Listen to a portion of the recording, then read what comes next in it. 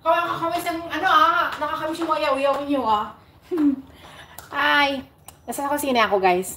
Dahil ako ay nagpe-prepare ng aking 2-hour soup. Dahil habang kumukulo-kulo yung aking 2-hour soup, ako'y maglilinis. Double tasking nga tayo ngayon eh. Ganon tayo ka-busy guys. So, ang aking soup today, for tonight, is kalabasa. Yung kalabasa, bali lagyan ng chestnut. Ay, syempre pakuluan mo yung chestnut para matanggal yung balat ng chestnut. O kaya, natanggal na siya, no? Now, bumili ako ng lean meat. O kahit na basta hindi lang siya buto-buto. Lean meat, then, hiniwa ko siya. Binuhusan ko ng mainit na tubig. Parang blanch siya pa.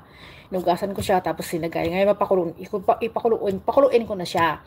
Then, yung kalabasa ko, tanggalan ko ng balat syempre, at saka yung buto. Tapos, iwain ko ng malalaki. Saka ko siya ilalagay doon sa may soup.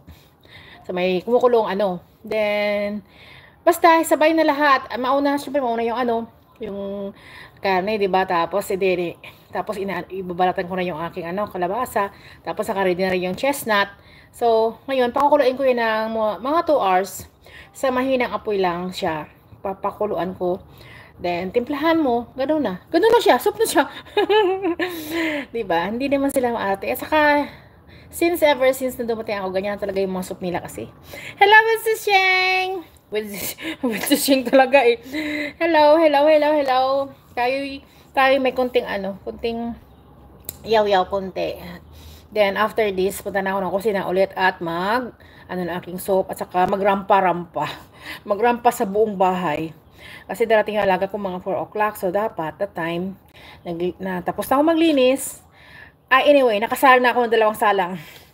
So, ganoon kabisi. Nakalaba na ako ng ng isa. Ihang ko na. Tapos yung isa naman, tapos na.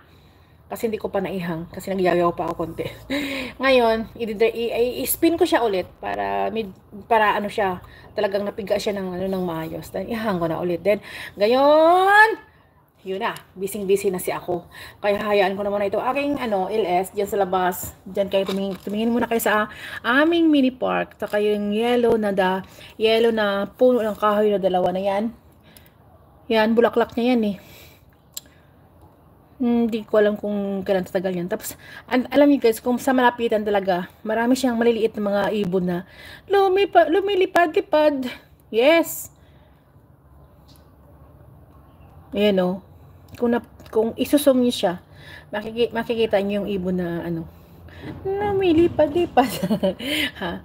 Sige na guys ha. Maghiwa muna ako ng kalabasa. Sis Hagio, ewan ko lang kung magustuhan mo, ewan ko lang. Pero manamis-namis siya, sisi. Manamis-namis kasi yung kalabasa, di ba? At saka yung chestnut, ganun. So, tapos, lagyan ko pa ng carrots din siya. So, lagyan ko ng carrots.